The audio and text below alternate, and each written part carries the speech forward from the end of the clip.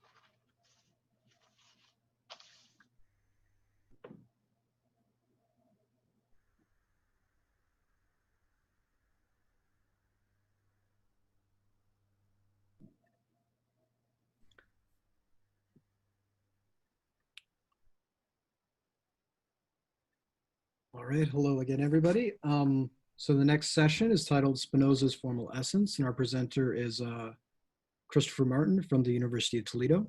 So I'll just go ahead and play his video.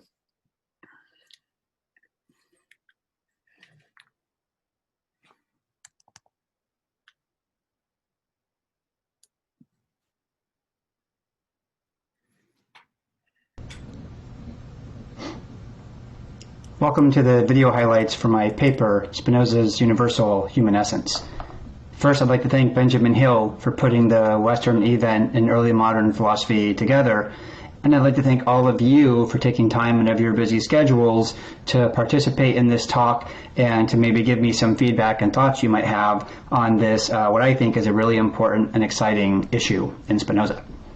Now, the problem that I tackle in the paper is how to reconcile Spinoza's different accounts of human nature. Oftentimes, Spinoza talks about human nature as something that is unique to particulars. So the nature within each particular is specific to that particular and unique to that particular. There are no universal or common or shared natures. But at other points, Spinoza suggests he talks as if there are shared or common natures. Specifically in Ethics 4, where he talks about ethics quite a bit, he has a number of passages that seem clearly to require some kind of common or shared human nature. So there are a number of alternative interpretations on how to reconcile these passages, but what I want to do in this paper is motivate another interpretation, what I would call a Platonic structure of essences in Spinoza. My thesis is this. If we look at 2 definition 2, and 2p8 of book 2, we recognize that there is something like a Platonic structure of human nature at work in the essence. And so what I do in the paper is look at 2 definition 2 and carefully figure out what its commitment is. And then I look at 2 proposition 8 and look carefully at what its commitment is. And I basically argue that the commitments of the 2 passages are inconsistent, and therefore that the best reconciliation is to expect that there are 2 different kinds of essences at work in the ethics. The essences of particulars, in particulars, are unique to those particulars. This is what 2 definition 2 tells us pretty clearly, I think. But the essences that God comprehends when particulars don't exist, the essences that Spinoza says in 2 are contained in their use, these are objects that exist apart from particulars, and if the essences of particulars can only exist while the particulars exist, the essences apart from the particulars cannot be the same essence. They have to be something different.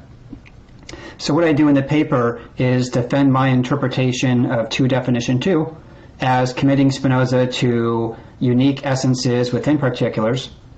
And then I spend quite a bit of time looking closely at proposition 8, which is a very difficult proposition. But just to read it for you briefly, proposition 8 says, the ideas of singular things that do not exist must be comprehended in God's infinite idea in the same way as the formal essence of the singular things or modes are contained in God's attributes. There's a lot going on there. What I do in the paper is use my interpretation of Proposition 8 to raise concerns with the 3 leading alternative views on this issue while developing and motivating my own preferred view. So for starters, I look carefully at Spinoza's notion of the formal essence, and it's being paired with the objective idea, or the objective essence, in God's mind. And I use this pairing, grounded in Proposition 7, Spinoza's parallelism doctrine, to argue that there is some reality to this formal essence apart from the particulars. And this reality, apart from the particulars, would be a significant problem for what I call the Constructivist account, which suggests that these essences, apart from particulars, are something like beings of reason. Okay, then I turn to the corollary of Proposition 8. And in the corollary, I argue, Spinoza argues that the essence, when the particular does not exist, is in some important respect the same as the essence when the particular does exist. And if the essence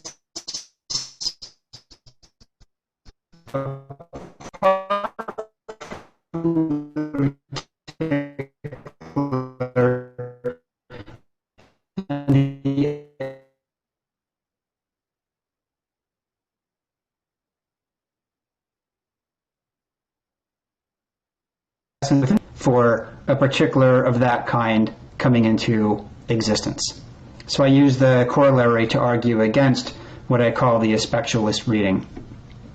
Finally, I look at the scholium of Proposition 8, and in the scholium I argue Spinoza commits to a eternal kind essence, and specifically the eternal kind essence in the scholium is prior to the reality of particulars with that essence. And so I use the priority of the kind to the particular to argue against what I call the quasi-realist view of the essences apart from particulars. So if we step back and we look at Proposition 8 in contrast to Proposition 2, Definition 2, I think that Definition 2 clearly commits Spinoza to the view that essences can only exist within and alongside particulars, and that Proposition 8 clearly commits Spinoza to the view that the essences outside of particulars are eternal and kind essences. And if we put these two together, the best suggestion, I think, would be that there is a Platonic structure of essences in Spinoza's ethics, with eternal essences being kind essences, and these being reflected or in some way expressed through particulars. That's a very quick. All right, thanks, Christopher. We don't have a commentator for this one, so we're going to just go right ahead and open this up to the floor for any questions that anybody might have.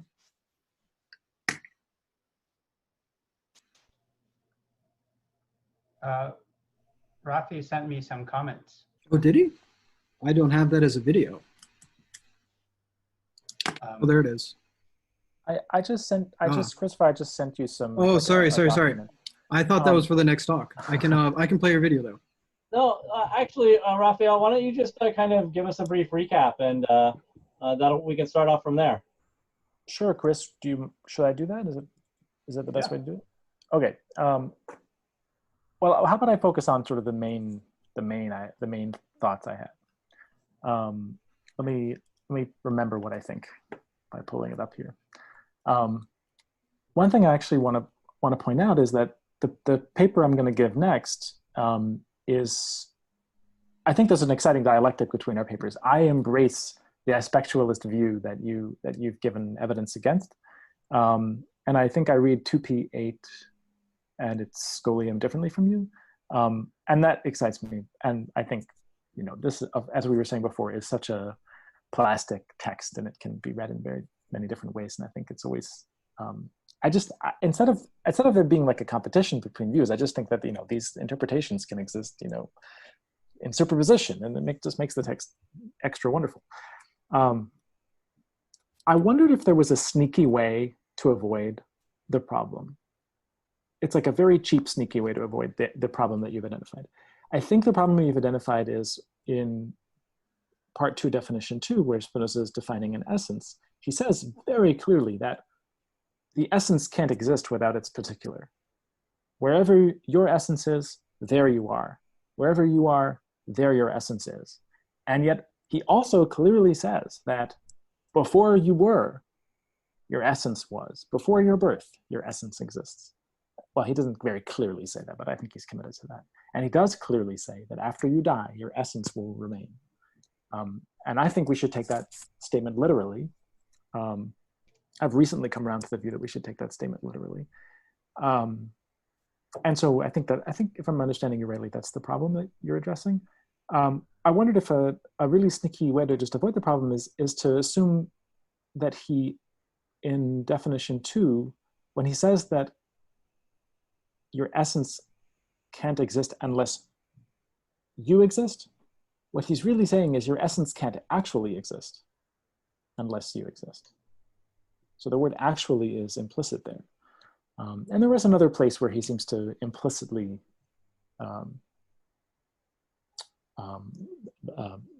where he seems to write exists where he means actually exist. And if you put the word actually in definition, essence actually exists, then the particular exists. And that's fine.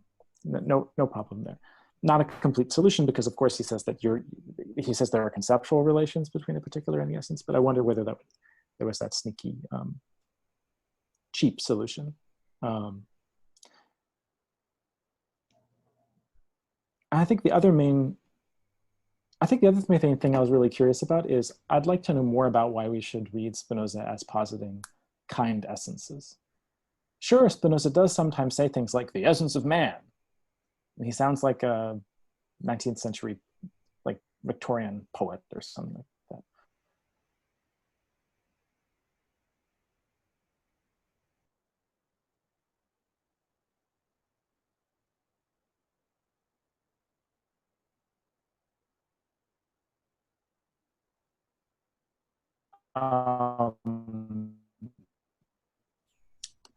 If I tell you, I don't believe, and Spinoza embrace nominalism.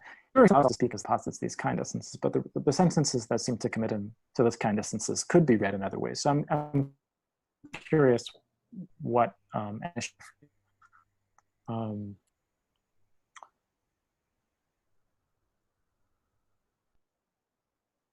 yeah, I think those are the two main things I wanted to bring up. Should I Yep, say go a few ahead. quick things, Alistair? Yeah, go ahead. So I'll just be brief. One, it's unfortunate that Rafi wasn't able to read his comments because he used the word blatherskite, which I had never heard before. I don't know if you all know this word. I did not, so I appreciate that. In terms of definition 2, could we just insert actual existence? I guess I would very much want to know if the essence of a particular is actually existing. What is that essence when the particular and so its essence are not actually existing? If you're willing to take a quick jaunt with me to proposition 8 and say, oh, well, it's this formal essence that's contained in the attributes, and then we go back to definition 2 and say, oh, but wait, the essence in 8 cannot be the particular essence, especially with something, then I'm happy camper, because that's kind of what I want to say, right? So I'd wonder if we could push on that cheaper way out in a way that would be a bigger problem for me with proposition 8. The other thing I want to say is in terms of the kind essences, I should note my view is to call it unpopular is light. Very few people would hold a view like this. I don't know of anyone who holds it to the extent that I do. So it is a very unpopular view. I tried for a long time to make a straight up case for kind essences in Spinoza, and I sort of gave up because there's always a way out. You know, he clearly in passages seems to reject universals. He says things like the essence of Peter has to be the essence of Peter. It can't be the essence of, he says all these kinds of things that really incline against kind essences. And yet other parts of the work really seem to rely on them. His ethical doctrine in particular, these kinds of things, which I'd rather not make a case for kind essences. What I'd like to do in the paper is box Spinoza in. So I'd like to really lay down my reading of definition 2, so that if definition 2 can be read to say the essence of a particular can only exist alongside the particular, I think that is pretty secure. If the essence can only exist alongside the particular, and we can look at proposition 8 and say, oh, but wait, there are essences here outside the particular. Well, if definition 2 tells us the essence of a particular can only be in the particular, and 8 said, well, there are these other things, then I can sort of open the door and say the natural reading of these other essences would be kind essences. And I think the scholium actually really helps with that. So I would love to give you a strong argument for kind essences. I don't know that I can. I'd rather just box Spinoza in and sort of force him there. Although maybe that's a cheap way out. I don't know. We'll see. But I'll leave it at that.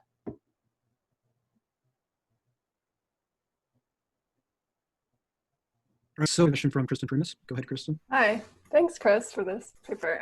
Yeah. Sort of a follow-up, I think. I just wanted to sort of clarify what exactly your main commitments are with 2D2.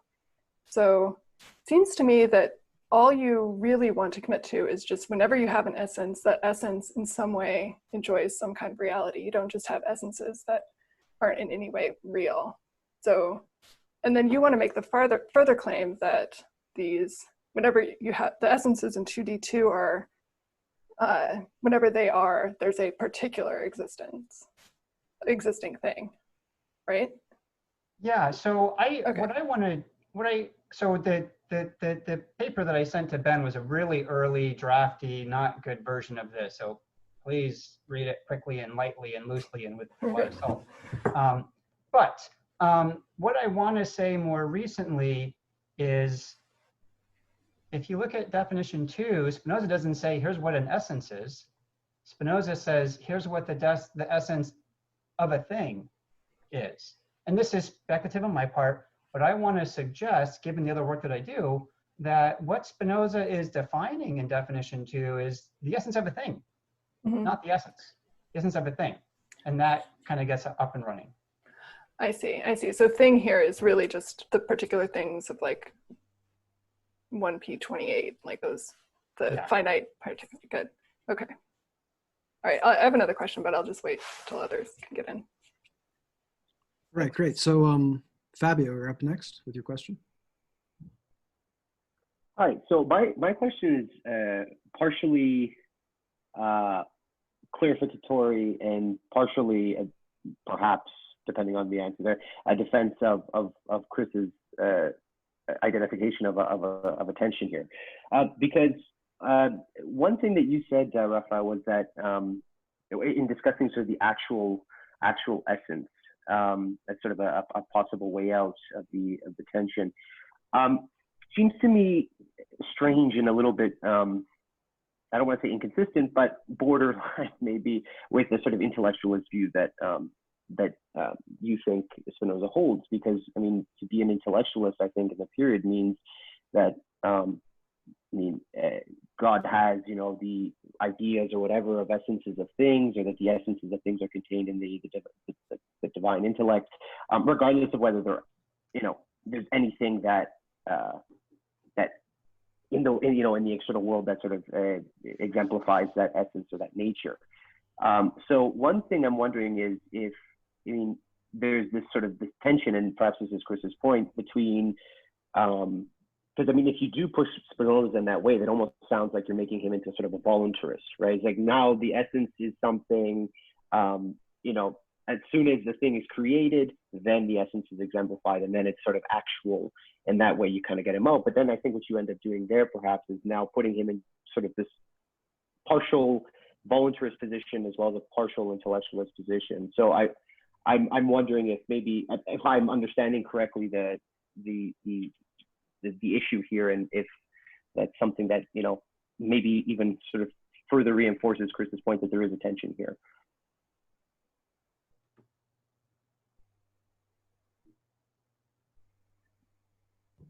Okay.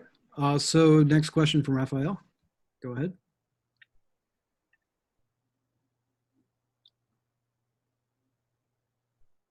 Unmute, Raphael. Yeah.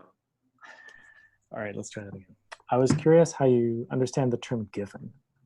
It's actually interesting that we don't yet, I don't think anyone has ever written a paper called Spinoza on giving, or Spinoza, or regifting with Spinoza, or something like that, because givenness and the given is actually a theme in the ethics, and it's an important one.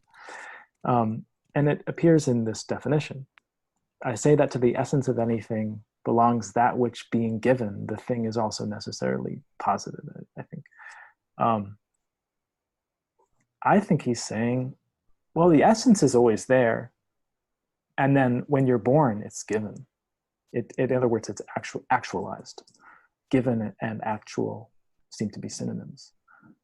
If you trace the word given through the rest of the book, I think at one point he even says given / actual, given, i.e. actual, something like that. So yeah, why not think of, yeah, I'm curious, you know, why do you reject this aspectualist position, which says that the essence is a kind of potentiality, which then gets actualized and later deactualized when the mode ceases to be? Yeah, so a couple of things I want to say there. One of the problems of my reading is that I have a really hard time making sense of why Spinoza uses the comprehension. You know, God comprehends this essence, and that's another version of that is, you know, what's the given here? Why is it given? You know, I understand the Latin for the positing and taking away, but given, what is that? Now here I think I can actually spin given to my advantage. Let me write one more thing down. So what I want to say with the given is on my model, if you look at the corollary to Proposition 8, Spinoza talks there is, I worked this out in the paper in more detail, although it needs more work. If you look at the corollary of Proposition 8, Spinoza seems to say that there is a transition from the from the essence in the formal essence in the attributes when a particular with that essence comes into being through the common order of nature. There's this way in which Spinoza has a transition that the essence that's always contained in the attributes is changed in some way. Something happens when a particular with that essence comes into being to the common order of nature. So what I want to say is that the given part of that is when the common order of nature brings about a human being, the kind essence humanity transitions in some way to now be Rothy's humanity. And so the given is meant to say there's the common order of nature process, and this common order of nature process gives rise to a particular. And when this common order of nature gives rise to this particular of a kind, that kind undergoes a transition whereby it's now the essence within the particular. Now, the other thing you raised about the aspectualist view, again, in the corollary to Proposition 8. So look, let me just step back here and say, I opted for strategic reasons to focus almost entirely just on Proposition 8, because I think it simplifies things. There are a lot of other propositions. There are a lot of other texts that explain these other positions very well, and different story, right? But in Proposition 8, for the aspectualist view, the essence that God comprehends undergoes an important kind of change. So if we think about the essence and the expectualist view as the possibility, right? So there is just out there in the world this conceivability that something of this would come into being, or the way that Laird puts this, which I think is quite nice, he says, the essence when the thing doesn't exist is everything in the world that prevents that essence from existing somewhere, right? So that's what God is comprehending. It's a really neat way to put the view. But in the corollary to Proposition 8, Spinoza says the essence that God comprehends, it is the very same essence that the particular has when it exists. It's the same essence. And I think on the expectualist view, there has to be a big difference. The essence when I don't exist is just everything in the world that keeps me from existing. But when I come into existence, the essence that I have in existence, to me, I think, seems to be something very different from everything about the world that kept me from existing before I existed. So in the expectualist view, I think there has to be a big shift in what God would comprehend when I don't exist and what God would comprehend when I do exist. And I think the corollary to Proposition 8 says that difference is a no-go. And there's, this makes more sense if we go back to Proposition 7. I'm going to stop there because that's already kind of a lot and really confusing. All right, so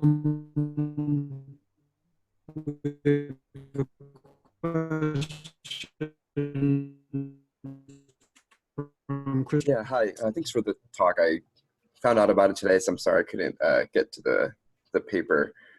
I was wondering if you could say a little more about what you mentioned in the introductory video about your reading going against the being of reason sort of approach, and seeing how you see the Platonic approach that you might want to endorse as differentiated from that.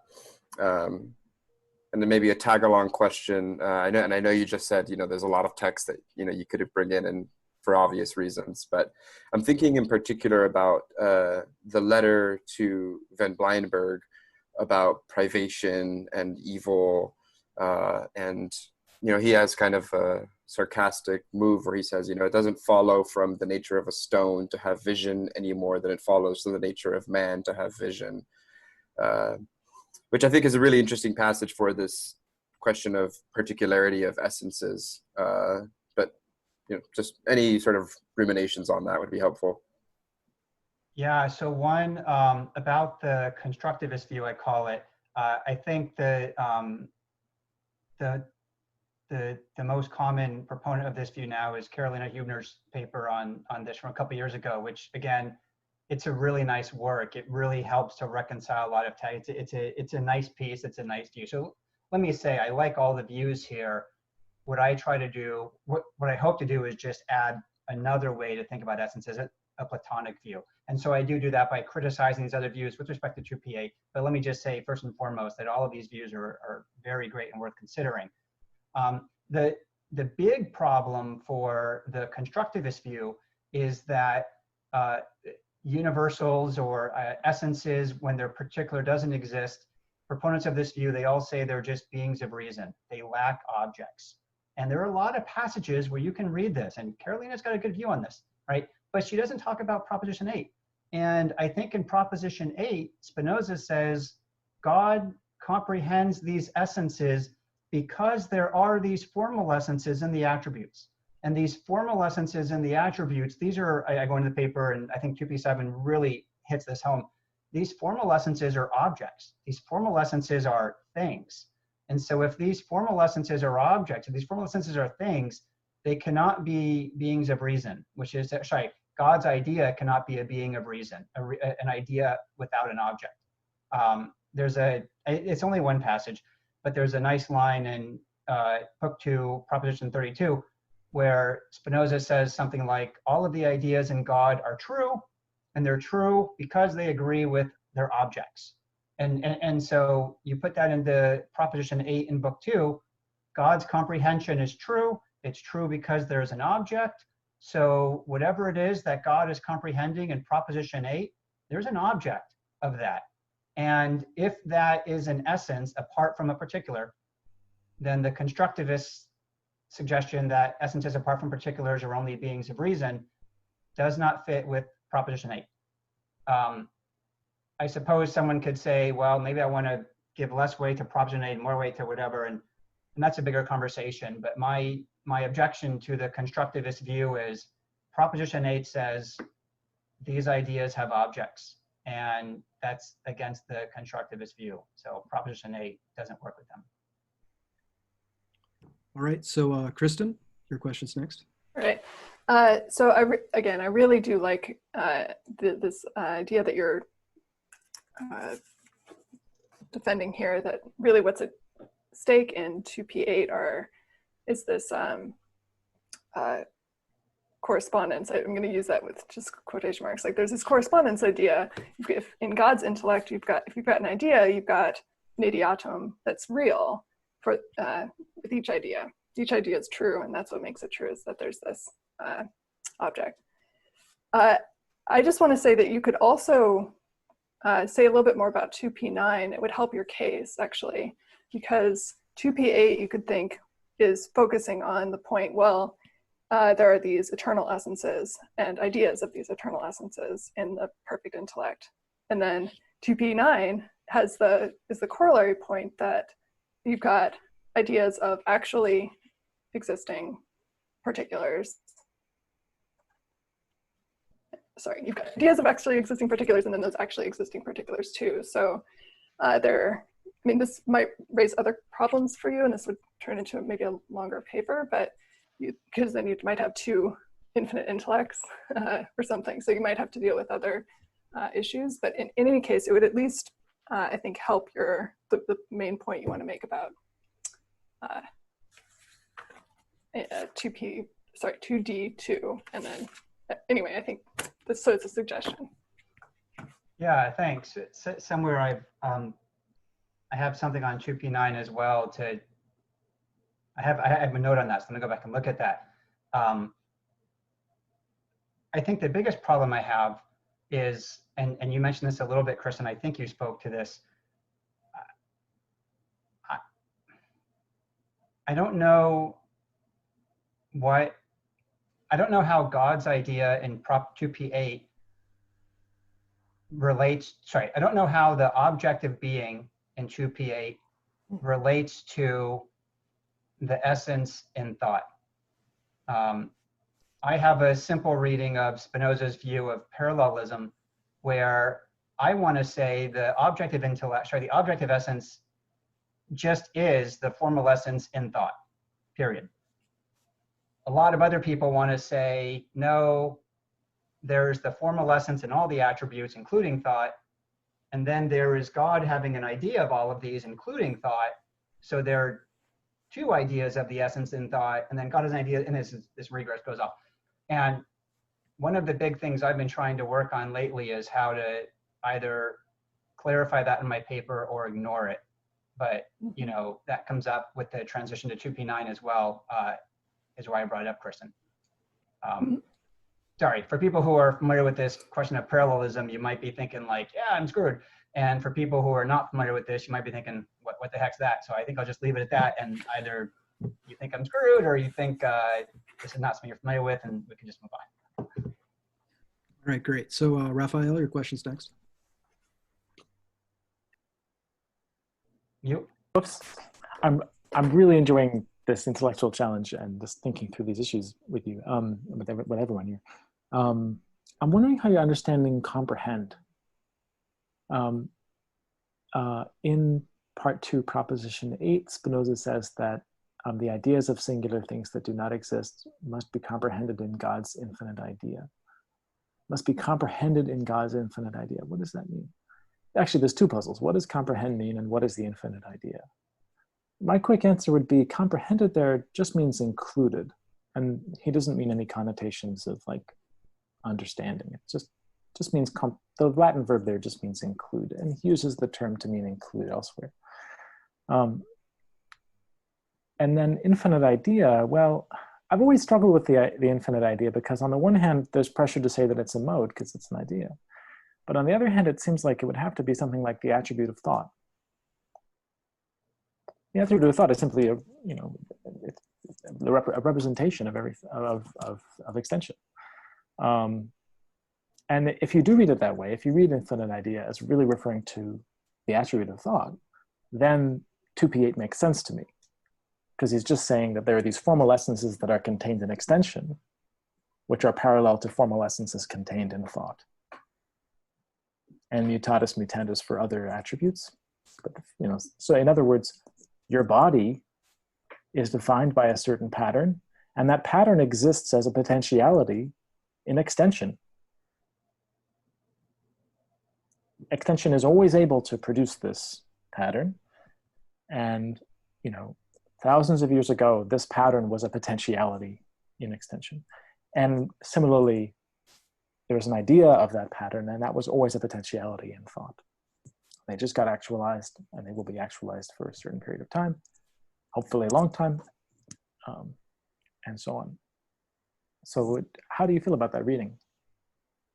So I think I'm okay with it. I like a lot of that.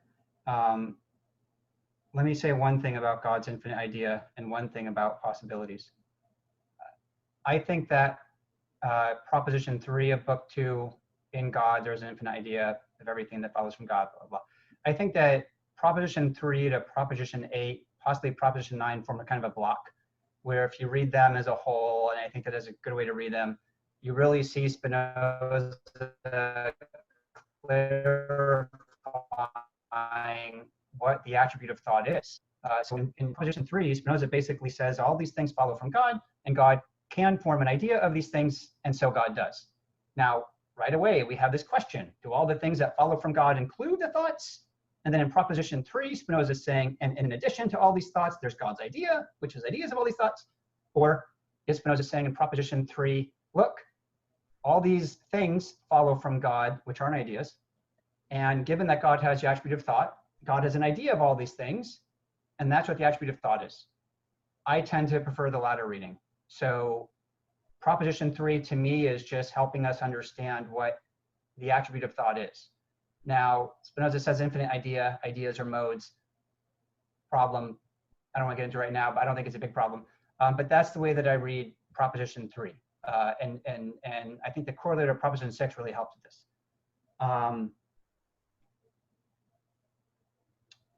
What was the second thing I was going to say, Rafi? That was proposition 3.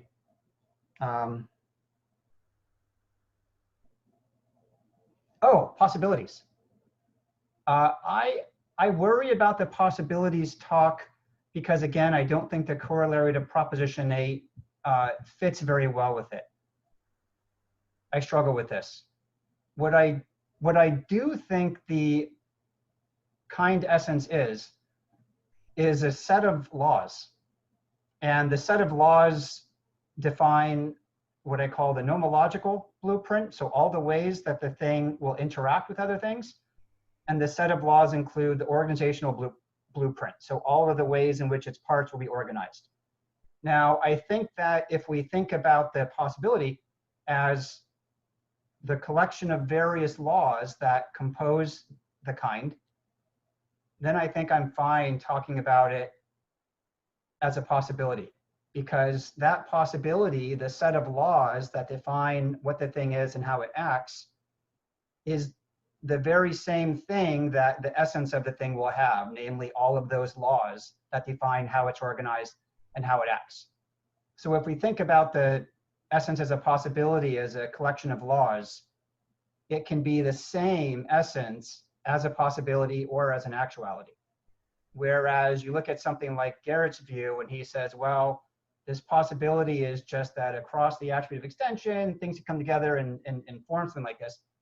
That doesn't, to me, seem to be the same essence that we find in a particular. And so because of the correlate of proposition 8, I don't like that view. So I like a lot of your reading, but I would recommend myself that the possibility be a set of laws. And if it's a set of laws, then I think we're up and running.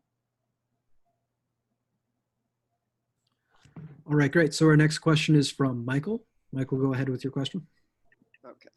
Hi, Chris. Good to see you. Hi, Mike.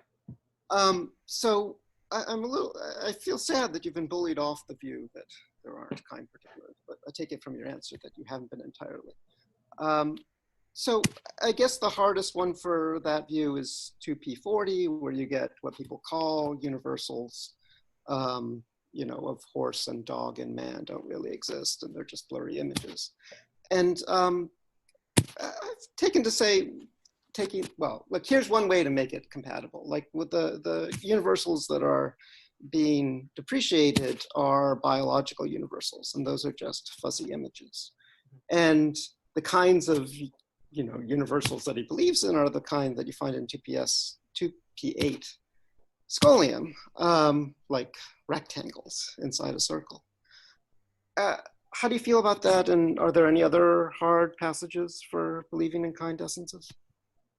So my take on the 2p40 scholium is to say Spinoza is not criticizing the ontology so much as he's criticizing the epistemology. People form bad ideas by looking around at objects and using these objects to form these universal notions, which are just bad, bad, bad. We got to start with God, deduce everything.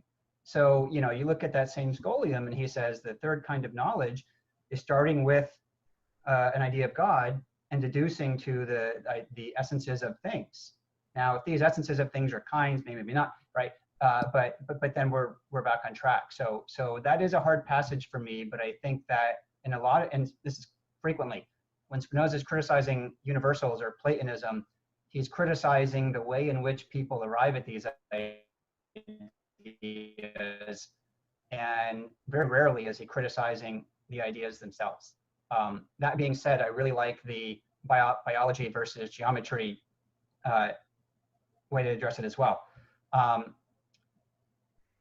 There are a lot of problems with the view I used to hold, which is that all essences were kind essences, sort of. But I think this is sort of like having my cake and eating it too. Everything he says about particular essences, yeah, keep those passages coming. Those are all particulars. Particulars only have particular essences. No problem. Great, right? Once we get outside of particulars, where Spinoza doesn't talk quite as much, right? Leads it to the third, you know,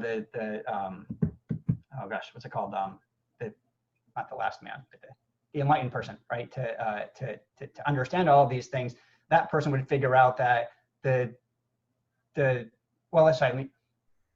kinds are the more real essences.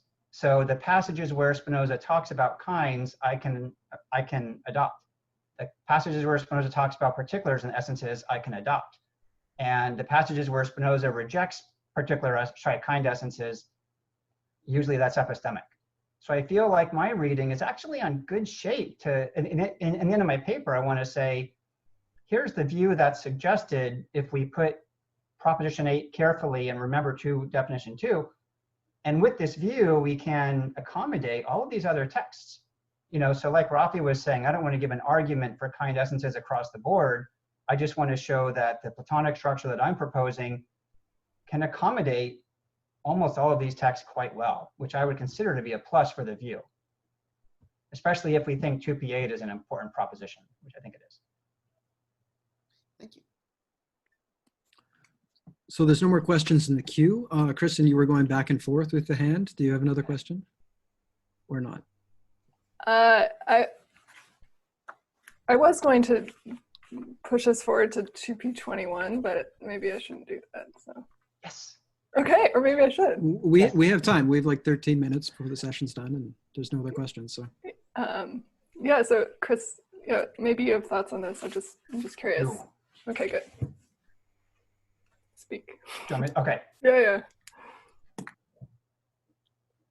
One of the things I can't make sense, one of the things I feel like is a big hole, I can't make sense of my paper is if I'm going to try and really make sense of Proposition 8, which I want to do, I really need to explain what the relationship is between God comprehending an essence and the essence. Is that in thought or not in thought? You know, this sort of infinite regress issue. And I have scoured and gone back and forth on this a lot of times. And here is the epiphany I had of this question. To back up, the issue is, can I make sense, can I make full sense of Proposition 8? Because there's this big question about whether the objective being of the essence is something in addition to that essence in thought, or whether the objective being just is the essence in thought. If I can't answer that, then I feel like I'm not really giving a full answer of Proposition 8, and that really bugs me. But here is my answer to that, my answer is it's a wash.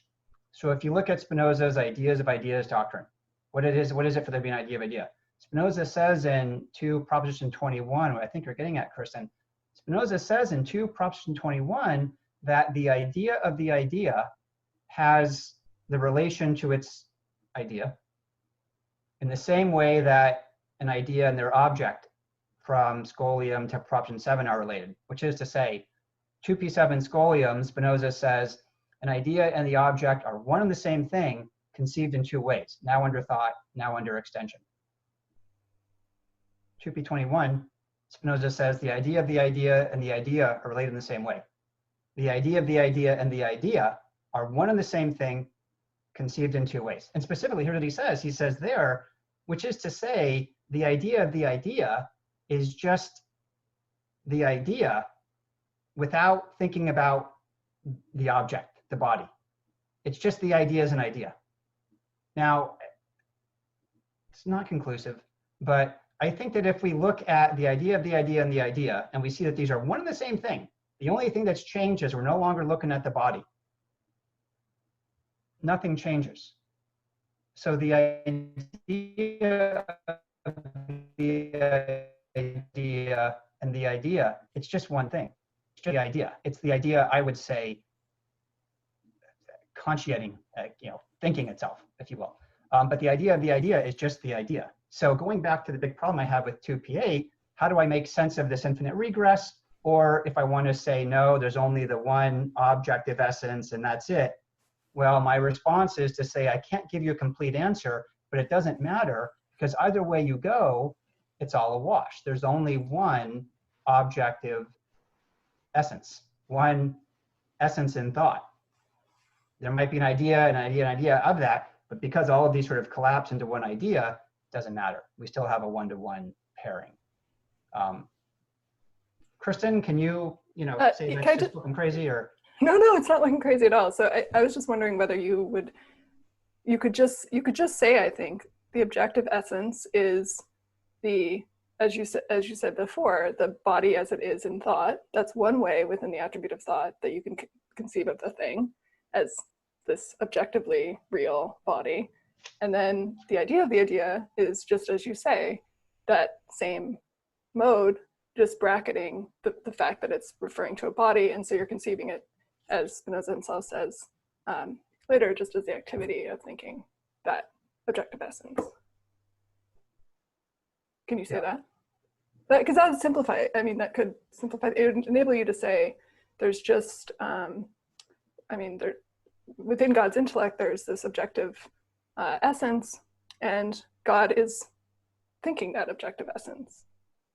And that's just one and the same idea. You're just considering that idea, conceiving that idea in different ways. Yeah. So I think, it might help. I don't know if you have to do it in this paper, but it might. Well, it helps me to think about it, and it makes, I think, like I said, I would like to make the paper clearly explain everything in Proposition 8. And so I would like to include that, hoping I can do that without, too much of a distraction. Is everybody sold on the idea that the scholium to Proposition 8 is an argument for kinds? That's something I really need to work because, like Rafi said, I don't want to have to argue for kind essences so much as I want to push Spinoza into the box where there's nothing left. And I think that the scholium does that, but it's tricky. All right. Are there any last questions? No. Do you have any final words you want to say, Christopher, before we go to the break?